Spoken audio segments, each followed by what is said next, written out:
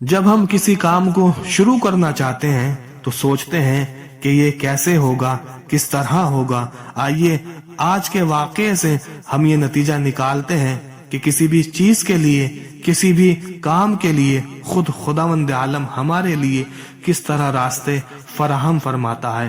تو ایک دن جناب ادریس نبی نے اس خیال سے کہ خداوند عالم کی عبادت کا جو حق ہے وہ کس طرح ادا کیا جائے، اس کے لیے انہوں نے بارگاہ خداوندی میں ایک دعا کا پروگرام مرتب کیا، جس کے لیے انہوں نے اپنی قوم سے، جن کی تعداد 1000 تھی، ان میں سے 70 مومن جو بالکل مخلص تھے ان کا انتخاب کیا، اور پھر ان 70 میں سے 10 کا انتخاب کیا، اور پھر ان 10 میں 7 آدمیوں کو الگ کیا جو بالکل خالص مومن اور بے انتہا سچے تھے۔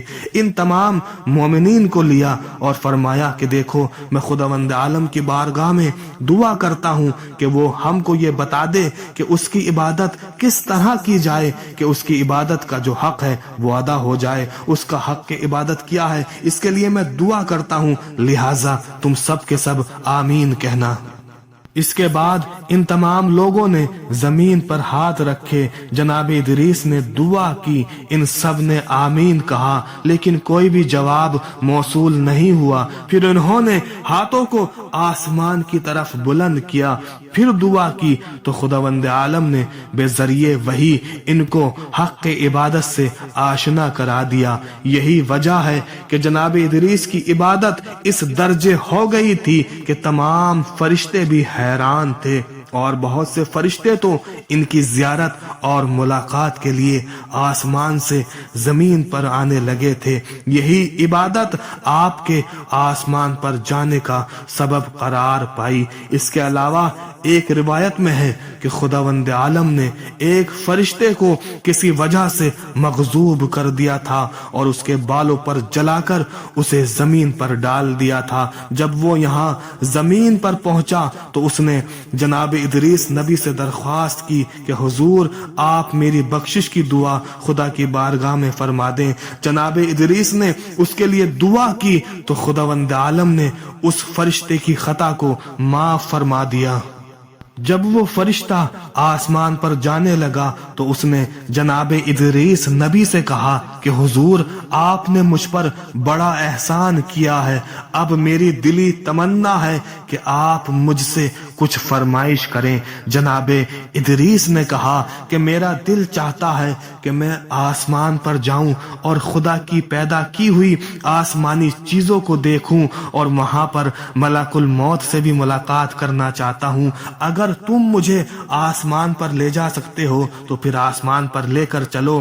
اس فرشتے کو خداوند عالم کی طرف سے جناب ادریس کو آسمان پر لے جانے کی اجازت ملی، لہٰذا وہ انہیں لے کر روانہ ہو گیا۔ اب فرشتے کے ساتھ جناب ادریس ہواؤں میں، فضاؤں میں، خلاؤں میں، آسمانوں میں سیر کرتے کرتے جب آسمان چہرم سے آگے بڑھے تو راستے میں ملک الموت سے ملاقات ہو گئی۔ جناب ادریس نے مل کر سلام وغیرہ کیا، دیکھا ملک الموت بڑے تعجب میں ہے، تو جناب ادریس نبی نے پوچھا کہ آخر یہ اتنا تعجب میں کیوں ہو؟ تو ملک الموت نے عرض کی کہ اے اللہ کے نبی، آج مجھے اللہ کی طرف سے حکم ہوا تھا کہ میں آپ کی روح آسمان چہرم اور پنجم کے درمیان قبض کروں۔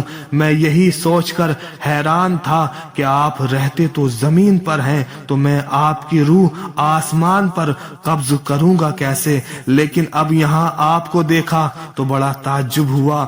اب جب قبض روح کی بات سنی تو جناب ادریس لرزنے لگے، اور پھر وہیں پر جناب ادریس کی روح کو قبض کر لیا گیا۔ لیکن بے حکم خداوند عالم دوبارہ سے آپ زندہ ہوئے، دوزخ کی، جنت کی سیر کی، اور پھر جب جنت کے اندر داخل ہوئے تو جنت سے باہر نہیں نکلے، تو خداوند عالم نے بھی فرشتوں کو حکم دیا کہ اب ان کو یہیں رہنے دو۔